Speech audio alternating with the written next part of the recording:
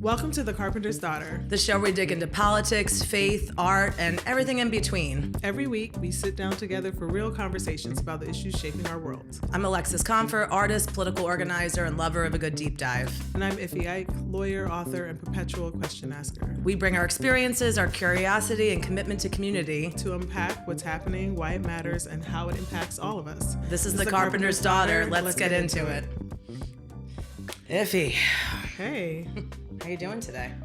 I'm okay. I'm here. Yeah. Blessed and highly favored, as they like to say. You are blessed and highly favored. How are you doing? You know, I'm feeling great actually. It's tumultuous times in the world, but I just came back from a beautiful week in Puerto Rico. How was with that? Some friends. It was gorgeous and lovely, and just got to really reconnect with two different sets of friends and just kind of decompress. And then I came back and, you know, found myself in World War III. But right. The week was good. So I'm personally good, existentially bad. Yeah. I think that's a perfect way to put it. Yeah, the weight of what's happening is all of the realities are like kind of melting into each other. That's how my day-to-day, I find myself fatigued sometimes, to be honest. Yeah. And I don't even keep my TV on, but I can feel the foolishness. The foolishness is that great that I can feel it. Emanates. It emanates, you know, I'm cooking my eggs, I'm taking my dog out. It's just like, do I smell bad decision making? Right. So do I smell disregard for human beings? Yeah. So, yeah. And I think there is value in not trying to pretend that that's what's happening. I think we are already in March. I feel like we were just all talking about like the Super Bowl, which I think was like January or February. Maybe it was February. So maybe you and I are so tied to the sporting calendar. It's shocked we don't know this. Shocker. But yeah, I'm glad that you're back and back safely. Before we get into what's not great in the world, are there people you want to shout out? Maybe we'll start with some I do. dopeness. Yeah, you know what? When I say existentially bad, I always say that with a caveat because I do think a lot of dopeness is happening. I think a lot of people are really creating. I mean, one of the reasons we created this podcast, we're like, there are more conversations to be had. So I actually have like two shout outs. One, Grace Choi and Jamila Pringles Fines and I have been working on this thing called the Mosaic Collective. And at first we're like, let's do like a political club for women. And then we realized like none of us really want to talk about politics. We just want to talk about bring amazing women together from all different backgrounds, work-wise, you know, demographic-wise, and just have conversations almost like, I don't know if you ever like went to those like old school like women's circles at church or things like that, but it kind of felt like, let's get together and have a discussion group where what's really weighing on you is something that feels like you can share and hear some validation from other women. So we had a session the other night and, you know, I didn't realize how much I needed it as well. I was kind of like checking it off as like, I got to pull off this event tonight and make sure it goes well. And like, we just really fed each other. And I'm just always so grateful when you're in spaces with women that you can find that commonality. And we were talking about some heavy stuff and we were talking about things that are really weighing on us.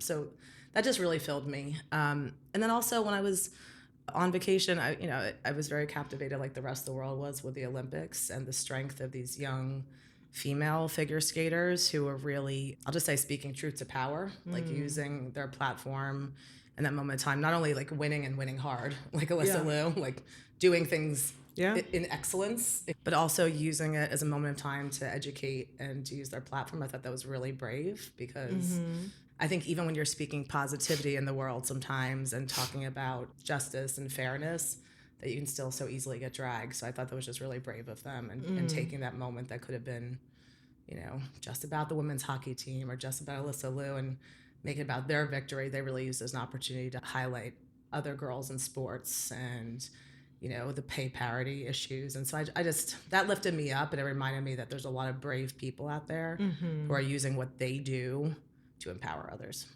So yeah, women athletes, I think, bear a lot of the conversation around equity in professional spaces, not just sports. I think of WNBA players. Yeah, that's right.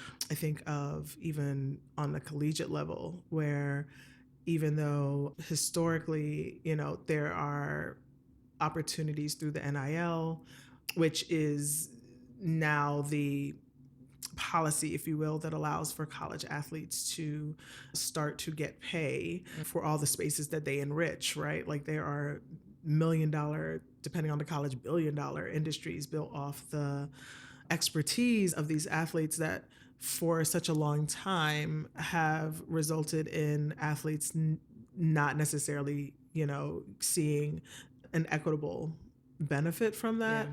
But I do think that even in that model, women athletes are still shortchanged when it comes to everything from endorsement deals or things like that. I also grew up as a kid I was a junior Olympics athlete. Right. And I'm actually going to say that I think this was my least watched Olympics. And I don't think that was by accident. Yeah. It's really sad. I saw some athletes say that, and they weren't necessarily in the Olympics, but they were expressing how they are proud of like their training and their journey, but they're not sure if they're necessarily proud of like holding the American flag. Yeah. They themselves, this individual was, I believe he was a Black male athlete, and he talks about like seeing other people that they feel like they're holding their flag and their flag loves them back. And he was like, that's not what I feel when I am doing what I do.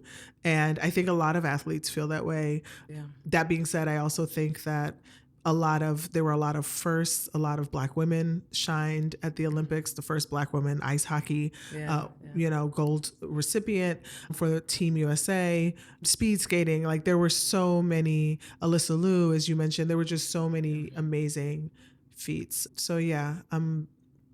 The reality is, I think it's hard for people to cheer USA on right now, and I think that impacted viewership and how we celebrate. But there were really some standout performances that I'm glad they got their shine. Yeah, it is there's a real internal rub, I think, and and even kind of there's this precedence now for, remember, I grew up outside Philadelphia in Palmyra, New Jersey, and worked in Philly for a bit, but obviously like the Eagles are like king there, and you'll remember after they won the Super Bowl, Jalen Hurts and others were saying, we're not going to go to the White House. And, I think in the midst of all the norm breaking of the current administration, but also just the hurt of the country, that's just yet another example where like we're really struggling to even find times of unity because of all the atrocious things that are happening. And I don't blame any of the athletes for not wanting to feel the hurt of what they see happening in their country. And I think it goes back to bravery again. Like, the amount of, you were an athlete. I did some athleticism in high school, in field hockey and whatnot. And, even to play field hockey in high school is like, that took time and commitment every day to be at the level of these athletes and to hit the highest point. It's like, in my theater community, it's like you hit Broadway if you hit the Olympics, like that is the end dream. And to still have the fortitude of character to be like, I did earn this and I did go for this country, but this country is also separate from the people who lead it. And I think that's American too. Like I think people forget that protesting is actually what makes America America. It is only because those who are protesting are pushing back against either the status quo or white dominant culture that we demonize that type of protesting, even though the majority of our rights and the things we call liberties today come off of the backs of especially oppressed and marginalized people. And I just think that is the both and of like, what is a patriot, right? When people talk about this is patriotic or what have you, I'm like, it is the most patriotic thing to be like, number one, we don't have any kings, so I'm bowing to no one. And number two, I'm really, really, really good at what I do, and I'm proud to be good at what I do. But I also have principles. And that to me is where athletes, sports, a space where, if we're going to be honest, has so many disparities when it comes to ownership and whose bodies are on the line and what does it mean to get care. If you can find those moments where you can like push back, and I think that's the beauty of protest in sports. Everybody gets the high of we won, but then if you have that moment where you can make a statement, like you said, it is brave to be able to do that. It is, because you don't know where the next contract is coming from. You know, it's like there's a variety of things. You don't know if you're gonna get cut. You don't. I love that you talked about patriotism here, because I know it's just the most basic thing to say, but there's a reason why the First Amendment is the First Amendment, right? You know, well, and we kind of scroll past that amendment a lot, and it's very easy to misinterpret that. But free speech is the whole basis of how this country, and obviously there's limits to that. You know, you can't yell fire in a building, but we spend so much time kind of talking about how it's patriotic to follow the Constitution, and then there just continues to be like a disregard or misunderstanding of what is even in there and what the amendments mean. The broadness of the First Amendment is really interesting, how people don't understand this is actually where freedom of religion comes from. This is where freedom of association comes from. You are allowed to hang out on the corner if you want to, because the First Amendment allows you to freely associate the way you want to. You are allowed to not be Christian, because the First Amendment allows you to do that. You are even allowed to say certain derogatory things because of the First Amendment. And I think that when in a space where we are hearing so many things that are dividing who we are, my thing is like, cool, First Amendment actually allows that. But we should also recognize that certain things like freedom of the press are under the First Amendment. That's being attacked. And when you combine the ongoing oppression and suppression that has been happening with all the other amendments and all the other parts of the Constitution, and you look at how the First Amendment is literally the space, and we'll talk about a little bit about this later, but the First Amendment is the space where when all the other rights are not happening, you have the right to protest. And when that starts getting shrunk or that starts getting attacked, then literally all the other rights are at risk of not being effectuated, right? And so I think, yes, we created this space because we wanted to highlight great people and we wanted to make sure that good works are also balancing, like, in the conversation, and not that we're not dominated by negativity. But it's also because we too wanted to speak out, and we did not want to sit back and just say, that's right, everything is fine and we're in our own little bubble. It's not that we're doing this without fear. It's the fact that we're doing this in many ways without even guarantee of protection. And a lot of people are bravely out there protesting for the right things, not knowing if they're going to be targeted or already targeted, right? And that shouldn't be. Like, we should actually be protected to be able to speak up. And right now, speaking up is a risk. Yeah. And in many ways has always been. I want to be clear. I come from a long line of Black liberation, antagonists. I'm sure that's the way society would look at folks like us, folks that don't want to, that don't feel comfortable sitting with the comfort of the status quo if it means it's going to be at the expense of our voices. And we are now in the extremist part of it. And it is heartening to see people, whether it's the Olympics or, as we talked about before, Minneapolis, or through art, being able to be like, no, we're gonna do what we can. But it is getting scarier. We're in interesting territory. And it's, I like that we always kind of start with like, how is your light, and talk about the salt of the earth, because it's like my light's been flickering in recent months, and I feel like it comes back on when I'm in spaces like this or the Mosaic Collective.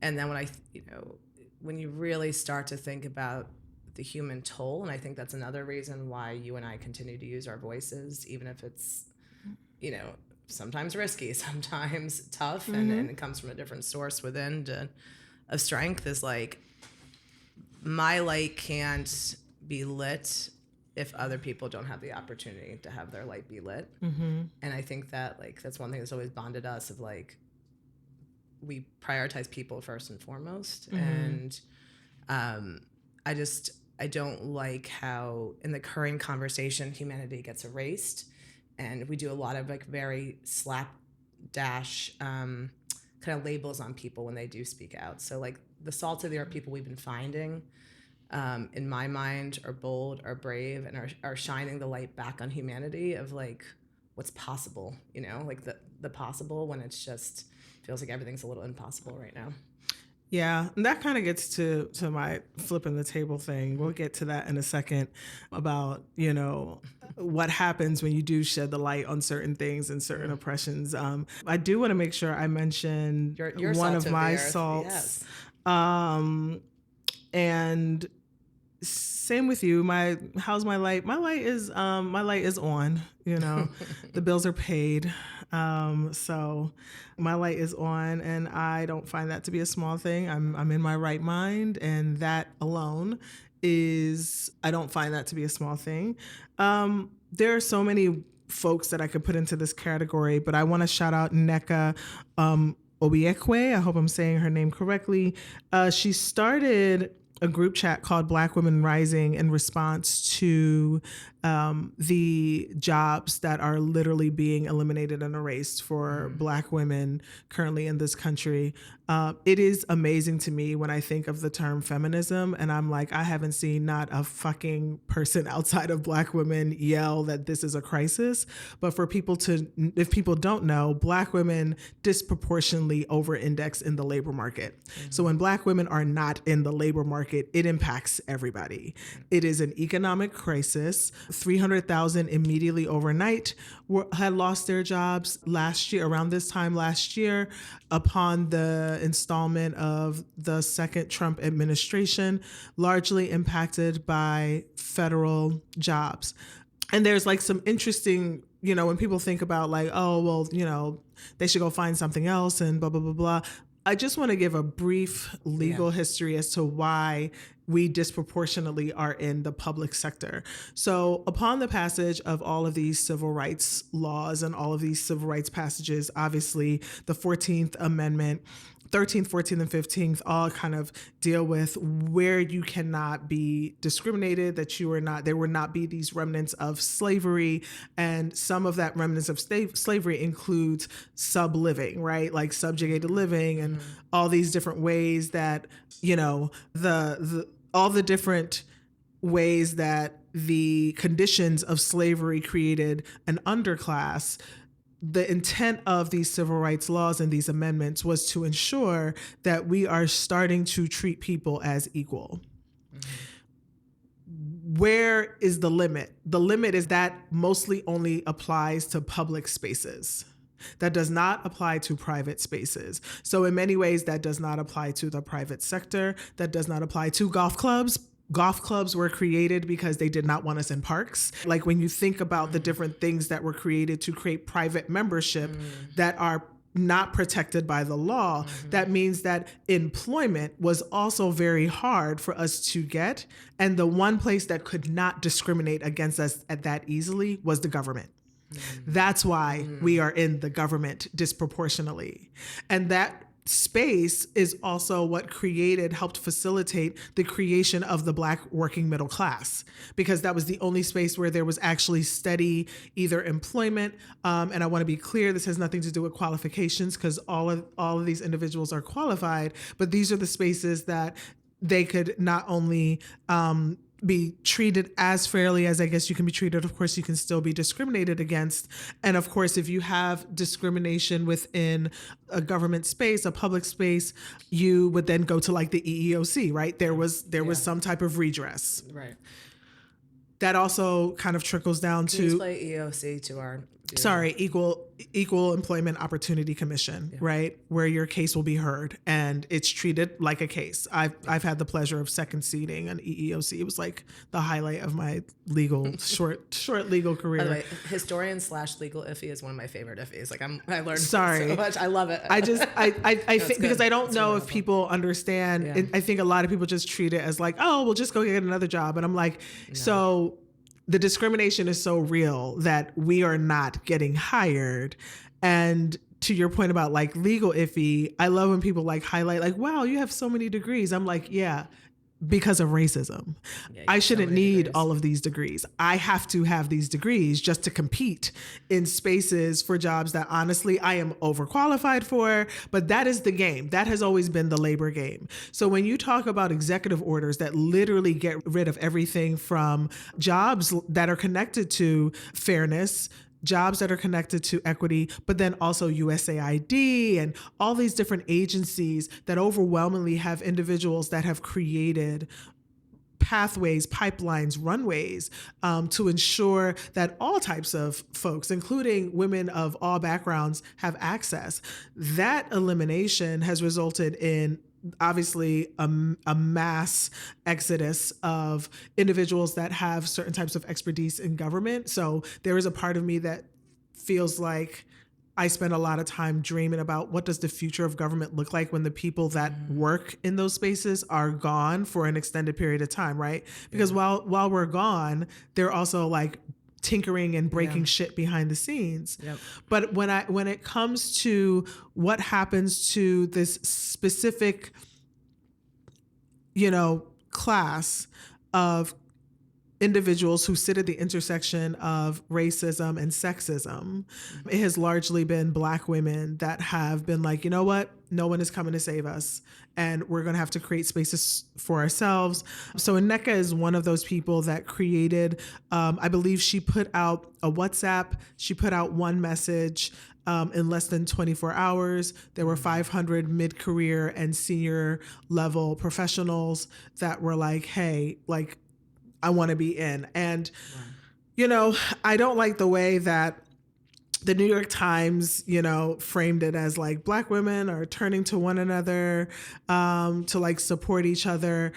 Yes, but I also think it's the fact that they are doing what government and what policy and what our electeds ought to be concerned about, right? We are approaching a midterm, a huge election cycle. Black women are often the ones that are, again, disproportionately asked to be operatives on the ground, GOTV, speak to your churches, go to the salons, go to the, go to all the different spaces that need to be spoken to and reached out to. And I think about, and in a lot of ways, we gladly do that. But when you aren't able to economically make ends meet, and when you are also in many ways told to disregard what you're going through as a policy priority, but there's still an expectation that you need to be out there like grinding for this party that won't even talk about you. I find this is going to be a very interesting season. If we come through in the numbers, it's going to be because of women like Nneka. So I just wanted to shout her out. And, she don't know nothing about this podcast. It's just, I saw her name. I actually did see her appeal. I saw it on Threads when she put it out there. Yeah. She's not the only one. All of the outreach that I've seen has been from Black women being like, hey, I don't have a lot, but send me your Cash App, send me your WhatsApp, or send me your Venmo. And, I'm going to continue to say that in every lifetime, in every universe, I thank God I was born a Black woman. I pray I come back as a Black woman or as a dog. It can only be one of the two. Those are very clear. I can't come back as anything else because a suburban dog and like a really loving family. A dog like my dog. Yeah. Like Bishop is a little. Talk about no kings. There is one king. It's Bishop. He's a bishop. Oh, he's a bishop. He's a bishop. But he's in the church hierarchy then too. You can't escape it. Yeah. So that was my appeal. That's really powerful. And I think, well, first off, if you even when we sit down and we've known each other for over a decade, but I learned so many new things, like even with the golf courses, like it makes intellectual sense. But I'm like, oh, I never thought about that. Like these are all very structured. To this day, it makes 125% sense. But that is also something that gives me a little hope just in the salt of the earth period of time of like, the organizing power of people. And while I do not think it should continue to disproportionately fall on Black women, I am heartened when I see people continuing to seek community, and you're right, it's based out of necessity frequently. Oh yeah. But there is a lot of creativity that I'm starting to see just across the board, where people are coming up with like, okay, if none of these systems are currently working for us, what would be, for those of us who are patriotic and care about making this a better place for people to live. I'm patriotic in the sense of I care about people that live in this country, and I want to make sure that they are okay and cared for and uphold the values we espouse. And that means rethinking the way we do a lot of things, and these systems that have failed us and have historically failed so many Black people, so many communities of color, so many women. And so it's like, listen, if we're at that bottom rung, where are we reimagining and envisioning a country that can be more equitable, that can be more caring, that can be more community focused, that can really uplift people? And I want to give my life's work to, even if it's on the margins, figuring out how we make each day a little better for our neighbor and our communities. And that's really incredible that, yeah, so I want to shout out, I mean, I know we'll get to this in the Do This in Remembrance, but I do encourage people to read really anything Bell Hooks, but she has this one book that I reference a lot called From the Margins to the Center. And it's really powerful because I don't know, and this kind of bleeds into our flipping the tables, I don't know if even well-intentioned individuals who are non-Black or non-male really understand the realities of the intersection of being Black and femme. And I mean that as genuinely as possible. I do think that people sometimes don't necessarily identify where the saturation of tropes about Black women come into their ideology and their language. And it usually comes out as a form of resentment, or it comes off as why is it always about you? Or why are you focused on you? And I'm like, well, pause. A lot of the efforts that impact and improve the lives of Black women improve all women. All lives, yeah. You can improve the lives of some women and it'll never get to the lives of Black people, and specifically Black women. So if we're going to do this policy thing right, if we're going to do this, if we're going to try to make sure that all people are impacted by these laws and these policies that we are trying to fight for, then why would we not uplift and I ask that not as a rhetorical, I want people to think about what is it that makes us so resentful to not want to uplift the ongoing generational, unable to be able to fix, like, crimes, in my opinion, against humanity towards Black people. Excuse me. And it's not just my opinion. And we're finally in flipping the table. Yeah, so let's flip the fucking for this section, we're flipping tables. The table that has to be flipped are all the people that are like, it is time for us to leave identity politics behind, especially within the Democratic space. Pause. Politics is already an identity. It's called white. You can't extract it. Politics is white. Yeah, you can't extract it. Politics is motherfucking white. And if we make this a clip, I'll say it one more time. Politics is motherfucking white. It's the whitest shit out there. And I want people to understand that white is a color. I know it's hard for people to believe. People of color, what the fuck does that mean? You go to a Crayola box and you are going to see all these motherfucking colors, and there's going to be white right there. White is a color. Now, and sometimes it manifests as pink, like I am right now. Well, and sometimes it manifests as brown, which I am. I mean, if we want to be technical, right? But I think that when people say we don't want identity politics, my other salt of the earth was going to be Jasmine Crockett. Honorable Representative Jasmine Crockett. If you're listening. You are the bee's knees. Yeah, I don't even want to curse in that sentence. And I'm going to say, here's why. At a time where people actually didn't know how they were going to combat and talk to this fucked up administration, still talking about we got to reach people on the other side of the aisle that are literally coming out being proud to be Nazis, coming out and saying that they want to keep space for individuals that don't care about our interests lying in front of the camera every day when they're supposed to be the Department of Justice or the Department of like in all of these spaces they're supposed to be protecting people. Jasmine took the risk, as getting back to what we talked about earlier, took the First Amendment risk and also the historical risk to be like, you know what? People think that Black women talk too loud. I'm gonna talk louder. People think that we're the ones that are always getting rah-rah. I'm a rah-rah back. Oh, Marjorie Taylor Greene, you think you're the only one that can come out here and talk shit to people? Well, guess what? You know what I mean? I'm not. She's here, right? And she's also fabulous because y'all hate to see a done up Black bitch. Y'all hate to see our hair done. Y'all hate to see our nails done. You hate for us to be cute. And there is also historical precedent for why y'all hate for us to be cute. For people that don't know, at one point in time, it was against the law for us to show our hair. That's how fucked up our society is. This is not make-believe. And I know people are like, well, that may have been 18 such and such, but this is now 2026. I want people to understand that if you don't remember, there was a time where Republicans were calling out how much they found receipts of how much Jasmine Crockett spends on her hair and on her nails. And so I want people to understand that there are many different ways that this comes up.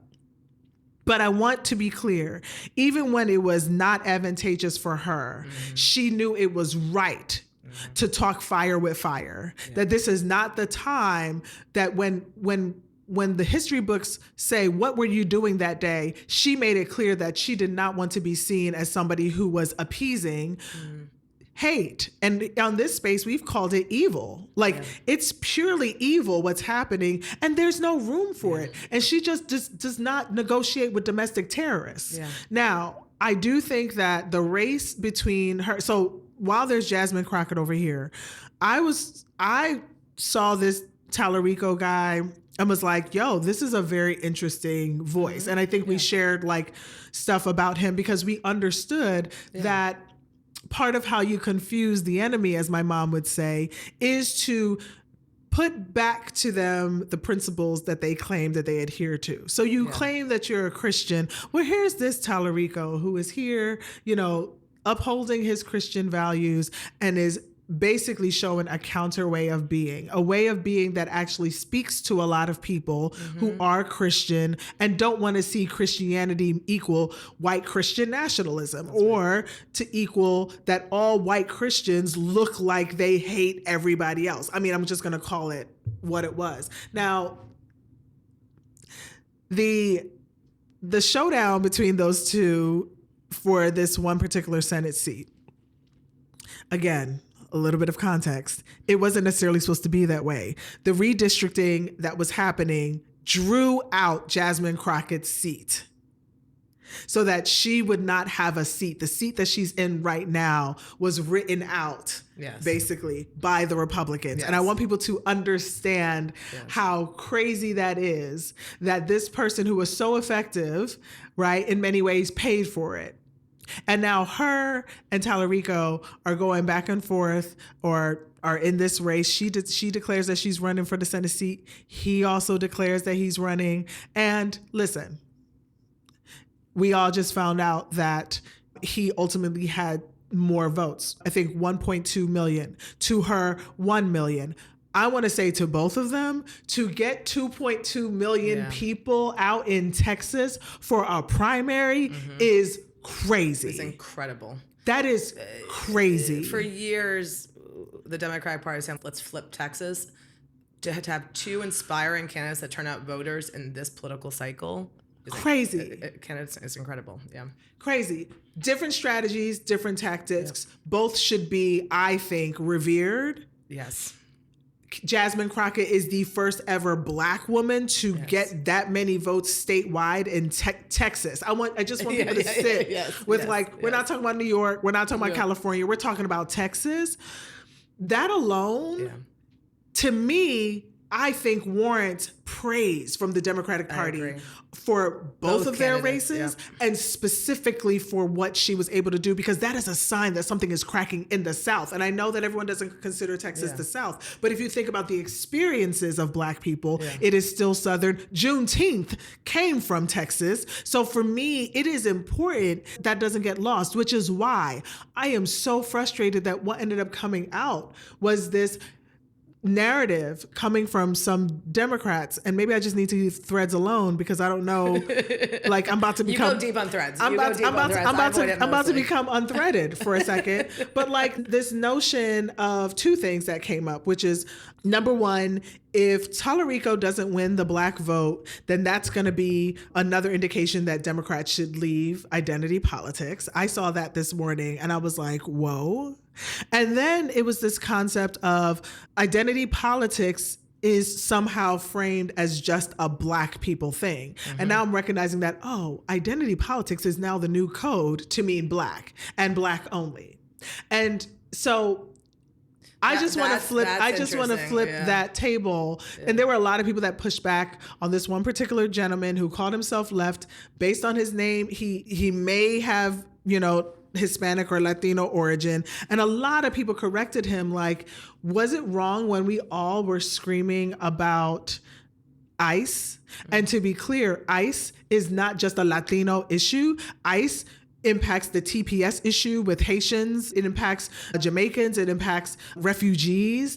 And yet the society often disproportionately puts it as just one particular population's peril. But we all rose up and said that this was an issue. Yeah. And then he pushed back and was like, no, you know what? You're right. I shouldn't have framed it as just Black people, but I mean all races and all communities. And like there was a back and forth where people were like, yeah, that's easy to say now, but like there's something fundamentally wrong if you claim that you're a leftist, not the left, but if you claim you're a leftist and you're also saying that identity politics has no place in the Democratic Party. I am concerned as to whether or not people, know what a leftist is. If not, maybe you should read Black Marxism and learn about some true leftists that wouldn't even like really fuck with this current political system, if we're going to be honest. But I also find it to be highly racist that it is Black people that, again, are expected to not talk about some of the shortcomings and some of the disappointing things that also happened in that race, because to talk about it means that you're not Democrat or you're not winning, or identity politics is what's going to make us lose. And all I'm going to say is that as a person that's not white in this country, the only politics I know is white, and white politics has failed me since 1980. So if we're going to talk about what's not winning, only time I felt like I was winning was when I was either in these streets rebelling with other people that like certain things are not fair, or, I remember my first Palestinian march when I was like in college, first march against the mistreatment of undocumented individuals in New York City. That was actually my first protest ever in New York City. Like, that's when I felt the most political, not when I was at the ballot box. Well, and also like how American and how patriotic of you to go out and take to the streets. And you're right as well. Like, and I don't want to call myself a patriot. If those are the patriots, I'm a rebel. And I love that. But my point though is, that is your right. I also bristle at this kind of assumption to leave identity politics out. And first off, shout out to Jasmine Crockett. I feel like she's inspired me through dark times as well, as a sitting elected official, saying what's on her mind. And and let's just call it out. You see me sweating over here? Like I'm fucking... You're fired up. You're fired up. Fired up. Let's just call it out. When you start saying things about Black women of their tones off, or they're too angry, or they're too aggressive, those are all tropes and they're so messed up, and we continue to change the English language ever so slightly to not act like we're not saying the same thing. But those qualities are respected when a white man says them and he gets fired up. We have a president, or a white woman, or a Latino woman. I mean, there are things that I'm like, AOC can say things, and this is not about AOC. I'm saying to juxtapose that we have some really amazing, fiery individuals on the quote unquote Dem side. We have a good bench. They should not be shitted on for the ways that they are able to, again, in a space that is extremely hyper misogynist, are risking it all to push back. Ilhan and Rashid Tlaib during the State of the Union yelling back. Their town halls too. It's we have, which is why getting attacked by your own party is bullshit. Exactly. We have a need for leaders, and I think everyone's looking for some cookie cutter solution, right? Right. And, my flipping the table falls closely to your flipping the table, I believe, because I'm really tired of a one-size-fits-all model. The United States of America is massive. You and I both grew up in New Jersey. There's a certain Jersey vibe, but that can even differentiate by Very South different. Jersey, Central Jersey, and North Jersey. We've talked about there are huge Jersey wars of what section of Jersey is the best Jersey, and so when I find people say things like we can't do identity politics, or let's not study the winning of the left because that's an anomaly. So I was told, recently by someone that there's no reason to study the Mamdani win in New York because it's New York. I said, well, don't you find it fascinating that, and aren't you curious? And my favorite trait is curiosity. Aren't you curious that this 34-year-old democratic socialist was able to come in, inspire, and handily win against the New York Democratic establishment? And lest we forget, in the last presidential election, New York went 9 points to the right. So not only has New York City, so not only has New York City been going more right in terms of the last presidential election, this Democratic socialist comes in, not only does he win handily, but he also has some concentric voters with Trump. Now, doesn't the political scientist in you just feel like, I got to get in there and study? And that's Seriously. Not just uniquely in New York. And so that's one example of winning that's happening. But I'm like, there's got to be some tactics, and there's a hunger out there for people to feel heard and listened to. Like I was been thinking a lot about how so frequently, and you and I have worked in a million political campaigns, and I've, deployed to many a presidential, where you'll have different constituency groups. You'll have like African Americans for X, or Latinos for X, or women for X. And, it's very important, obviously, to reach out to different communities and engage leaderships. I'm not saying a constituency practice in itself is wrong. What I'm saying is none of these communities are monoliths. And so, like, if you're thinking about the Latino community, like, everyone was very shocked when, during the last presidential cycle, that so many Latinos went for Donald Trump. But then I asked myself, how much were we actually reaching out to specific communities and recognizing the vastness and diversity with the Latino population, And I think so frequently we try to, like, each state, we got to go to moderate middle. Why? When you, like, to your point about Texas, in our political career and lifetime, they've been saying we're going to make Texas blue. We're actually seeing at one of the trickiest times to navigate politics in the United States of America right now. Incredible things happening in Texas with people who are preaching a more progressive-leaning, people-centered approach. And so I want to flip the tables on cookie-cutter politics and one-size-fits-all models. The needs of any state is related to that state. Like, if you talk to friends from across the country, like, even if you find, it's almost like when you travel the world, I often ask, like, what's the staple food or the staple industry of an area? I find that to be a fascinating conversation when you're abroad. And for the United States, it's like different states have different staple foods, different staple industries. And so a highly agrarian state, for example, might have very different needs than New Jersey. Working in Texas, I'm sure there's a major element of the oil industry that you need to understand. And so I would deplore us and beg us, and I still identify in the Democratic Party, I would implore us and beg us to think about new and creative solutions and treat each state as its own specific ecosystem, because that is where I see so much of the meaningful political work happening is at the hyper-local and statewide levels, particularly when so many of our national rights are being eroded. I think we need to look for the leaders and the change agents, and also not be afraid to have people from different industries, people who bring a new perspective to the table as an elected official.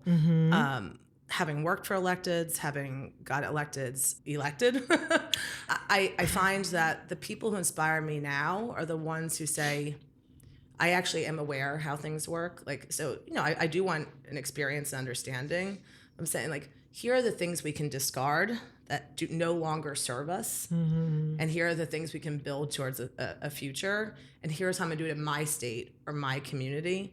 And I think until the Democratic Party gets a more diversified approach, we're going to continue to be in this circle every single time where we're pulling apart talking points and like, well, if we just hadn't said these talking points in this state, we would have won. Or if we just didn't do identity politics, which to your point is being coded, like, don't make it a black-white issue anymore, is basically like that's the new saying of that, you know?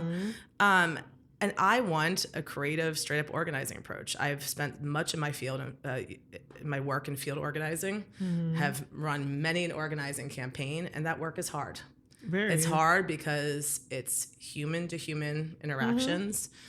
There's a reason why when you win a field campaign, they always say that you win when you hit the doors. And, you know, and obviously that has changed a bit since the digital universe, but even that field tactic of doing door knocking has pivoted in the digital universe to peer-to-peer texting, right? Because, you know, for example, if I say, hey, if you come to this event that I'm throwing on Wednesday, because of the built-in relationship, you're going to show up for me with very few questions probably because of our friendship.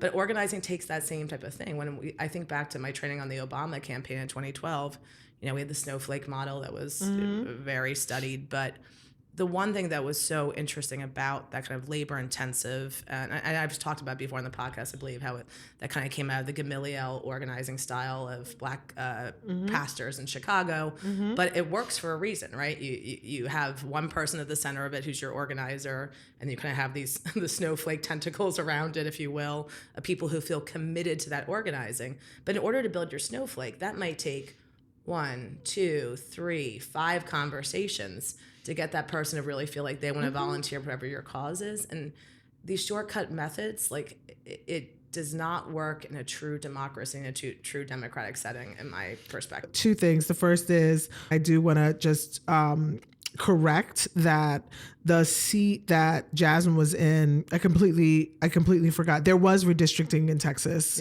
but her seat was run by Reverend Frederick Haynes, which is also interesting. Her seat is a traditionally not only like Black district, but also like people of faith tend to populate that space. Has like plenty of churches, plenty of denominations, which is also, again, I want to put out there something interesting that both her and Tallarico share the same faith. Yeah. And again, I want to be very clear, and I want us to be able to call it out. I also want people to be very comfortable in their differences, but it is to favor Tallarico because of his Christian faith. The whole time I was like, she is also a Christian. Yeah. And I think that is what, to your point about, which ties into what you were saying, which I call it like the granola politics, right? Like the oatmeal, granola is tasty. The oatmeal politics of like not wanting to get too deep into understanding your constituency and recognizing that the 2 things that separated them from each other was gender and race. And I think that we are not brave enough to actually call that out. But I do want to call out that Reverend Haynes, is going to be representing the 30th district in Texas. To your point, though, as you were talking about that modeling and talking about churches, you know, in the Black organizing space, we call it relational organizing. Yeah. It's actually something that has kind of, in some ways, been co-opted in the Democratic organizing space, largely because, to your point, there is no investment in actually doing the real relationship building in between elections. That's right. It is always for something in the end. And why does that matter? Yeah. What we are really getting penalized for is that we are expecting something on the other side of our vote. And the only people that are not that literally have been punished for wanting there to be some type of equity, some type of follow through, are literally Black community members. If we're going to be honest, some of the rub that some folks have even towards individuals that are either undocumented or aren't able to vote is this sense of like, I am a voting individual that literally advocates for everyone regardless of their voting status to ensure that they're treated humanely. But I am also a member of a nation that literally tells me to shut up when I say that these policies need to work for me as well. Yeah. And that's not something that I feel like we feel comfortable actually saying. These are the reasons why we are coming short for your particular community. Let's take it back to the NYC race. What the status quo was offering was also trash. Yeah. They were offering a sex offender. Yeah, I know. I mean, I just want to be clear that the best of our, that like, okay, you don't like Zoran, cool, but is the best person for you to bring an offender? I know. And so it's hard in the world of Epstein and all this stuff. Like in some ways it's refreshing, but depending on how you look at it, there's fuckery on both sides. And we're told to stomach it. And we're told to say, not only is he put up, and then people say, well, I'll feel safer if he's in it because he knows how to deal with it. Maybe I don't like how things are being dealt with right now, so maybe I do want a new approach. Even if the approach is unknown, I would like a new approach. And I think that's why your suggestion that like, no, you all should study this race. Yeah. Excuse me. And the fact that was dismissed as, oh, well, that's just New York. And I'm like, no, but you all put an establishment, give the respect that it's due. You put an establishment person, not because it was just New York, because you all are too lazy to modify and enhance and build upon your strategy. You thought somebody who was status quo was going to work. And New York overwhelmingly, not even just a little bit, like voter turnout numbers that have not been seen. I think they said for like the last 30 to 50 years, like that's how frustrated and pissed off people were. But to your point, it's a win. There's so much that were like wins there that are not just about New York City. In fact, even pockets in Texas, in the South, rural areas even are not just one demographic. And we are basically, we are shortchanging.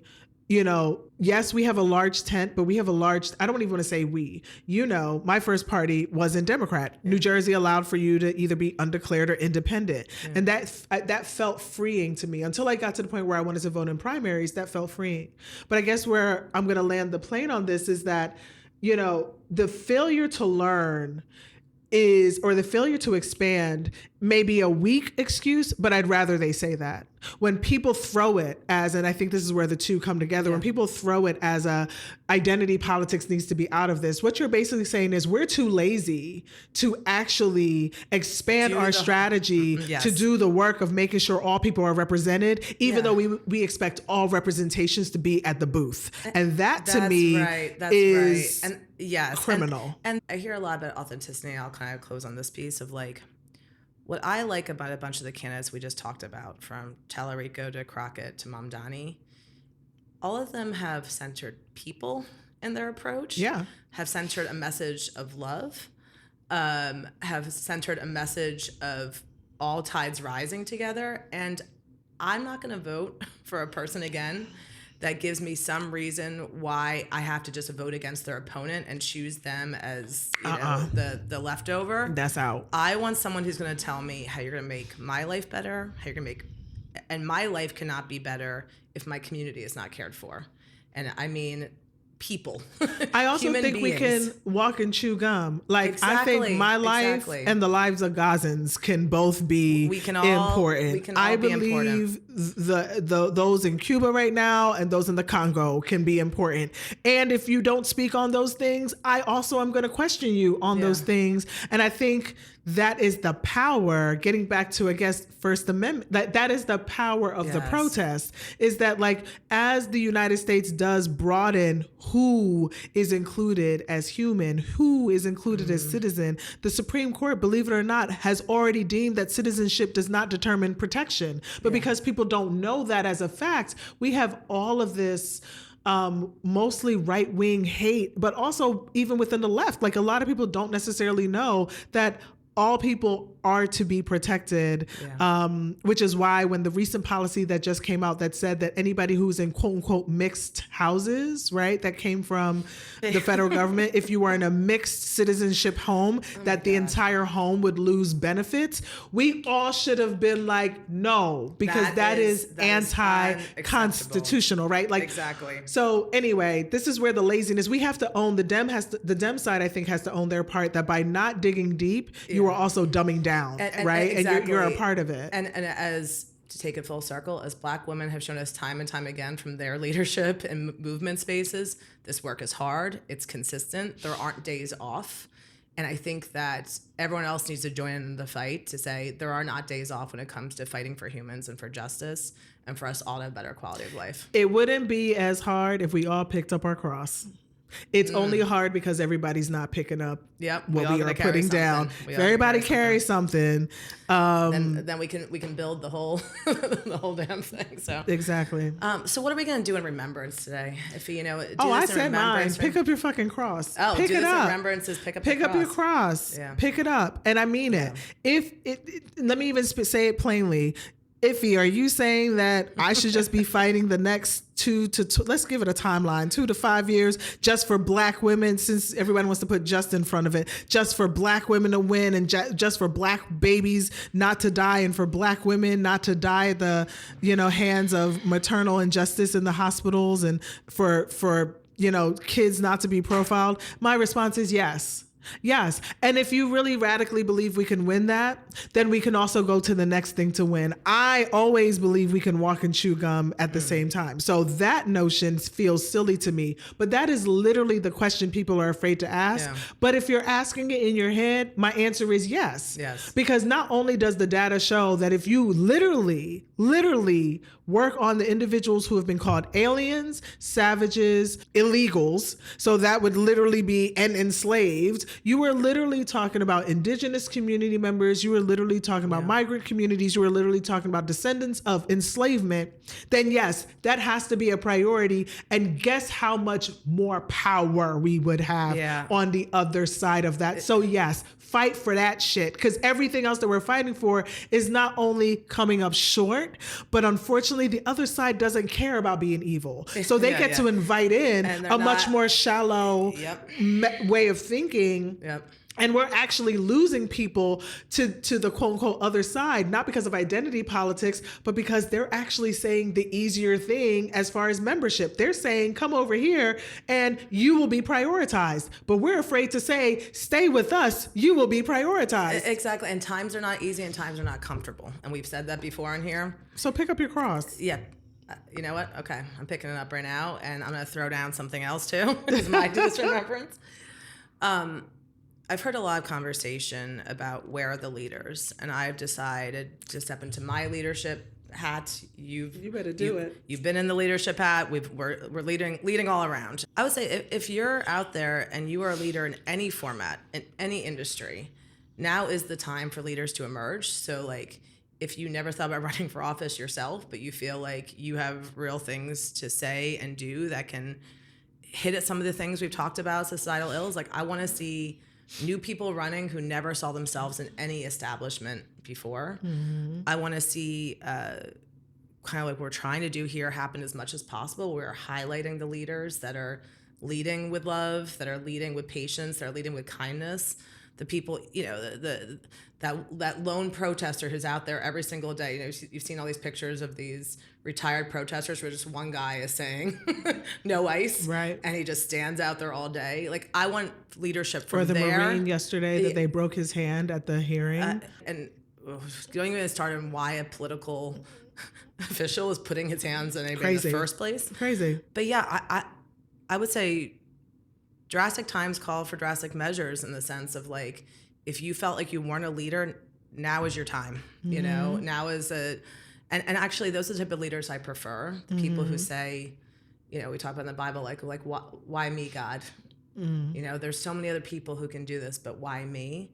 And why you? Because you are here at the right time and you have a gift to give, and I will pledge to continue to give any gifts that I have to the world. I would just encourage people that we all have something to give, and we all have something that we can do, whether it's hyper local in our community, like running for PTA or whatever it is, or not even running at all, just being that person who recognizes that there's a loss of food for neighbors and they start a pop-up food bank. You see a lot of this mutual aid work. We've shouted out Minnesota many times, but they deserve all the flowers because the way that Minneapolis community mobilized, but that is not unique to Minneapolis. There are people doing this work across the country. Not at all. And really focus on communities. And I think that is the best of us. And I want to see more of that. And I want to see more leaders emerge from that type of work. And I know we're wrapping. I will also throw out the groups like, so Harriet's Dream is down in DC. Sometimes we overlook the spaces because we're in New York City, and mutual aid is literally all around here, right? Yeah. Like from free books to community fridges. I want people to recognize that, again, in the spirit of Nneka, who I shouted out earlier, sometimes that leadership is like, how can I support individuals that need a break? How can I support mothers that need a caretaker? It does not have to be solely in politics. A lot of people are jaded by politics at the moment, and understandably so. But the power is always in the people. It's never in the politics, Think right? Of the healthcare workers. And people have to be well. Yeah. And right now, people do not want us to prioritize our well-being and our health, and that is political. And while some people are like, this is not the time to be resting, I want us to also keep that with an equitable mind, that like some folks have been on grind mode for so long that we are going to lose people if they don't rest. Some We're going to lose people. Some have sprinted. And the marathoners need a break. Respect the people that have been running the long race, right? So I think that wraps this one up. Well, I appreciate you, Carpenter Iffy, and every time I step into this space and I'm feeling a little bit like I need to be uplifted, I think wrangling with these type of things is a power in itself and a gift that we've given to each other. And I hope that we can continue to do that with our community on and offline. So. Same here. And same to you, Alexis. When you were talking about leadership, I am always, people think that putting people first is easy, and to an extent B, like, like either cheesy or like, golden rule talk. But no, like you not only embody that, there are some people that only say it and then they're just like, it's like the right thing to say. But, y'all can text me. Don't text me. I'm not giving out my number, but y'all trust me. Alexis has the receipts to, do even the things that she enjoys, which is art and theater and creative, but also politics, always thinking about other people, not only shining, but other people like getting the credit for their work and making sure that she advocates on behalf of them. So I just appreciate that you do that. That is also a part of leadership, is like sometimes stepping in and taking the rock for somebody else. And you've done that many a times. Well, I really appreciate that and receive that. And I feel the same way about you, Iffy. I mean, I've seen you on the front lines and in the spotlight, but I've also seen you do the hard work, whether you're wearing one of your many hats as a lawyer, your many degrees, but advocating for, prepping people. The degrees don't make me an advocate. The degrees keep me employed. No, but like the behind the scenes work that you've done for so many people to make sure that their voices represented, like that will never make the resume, but I've seen it, and I've seen you do it time and time again. I've seen you do it for me. I've seen you do it for others. And and you are one of those marathoners too. So I like to find any opportunity where I can hand a glass of lemonade on the... Which sucks, because I'm a sprinter. And that's why I'm so impatient. But that wraps our show for today. Well, that's our show for today. Thank you for spending time with us and being part of our growing community. As always, keep asking questions, keep taking care of yourself, and keep showing up with intention. We'll be back next week with more curiosity, more community, and more light. Until then, stay grounded and stay hopeful. See you next time on The Carpenter's Daughter.